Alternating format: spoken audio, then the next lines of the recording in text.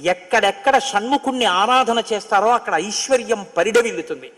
పక్కన ఉన్నటువంటి తమిళ దేశం, ద్రవిడ దేశంలో అంత ఐశ్వర్యం వచ్చింది, అన్ని పరిశ్రమలు వచ్చాయంటే కారణం ఏమిటో తెలుసా అండి? సుబ్రహ్మణ్యారాధన. వాళ్ళు విపరీతమైన సుబ్రహ్మణ్యారాధనం చేస్తారు.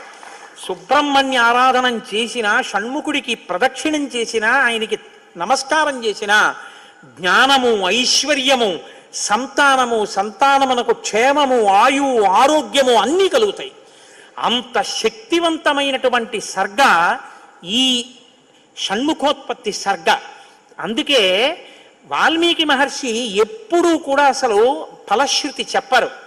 కానీ ఈ షణ్ముఖోత్పత్తి గురించి చెప్పిన తర్వాత, అందుకే షణ్ముఖుడికి ఉన్న గొప్పతనం ఏమిటో తెలుసా అండి? ఆయనకి ఒక గొప్ప విజయాన్ని సాధించాడు షణ్ముఖుడు ఒక్కడే. శైవ కేశవాలు రెండు, శైవ వైష్ణవాలు రెండూ కూడా వియ్య పొందేట్టు చేశాడు.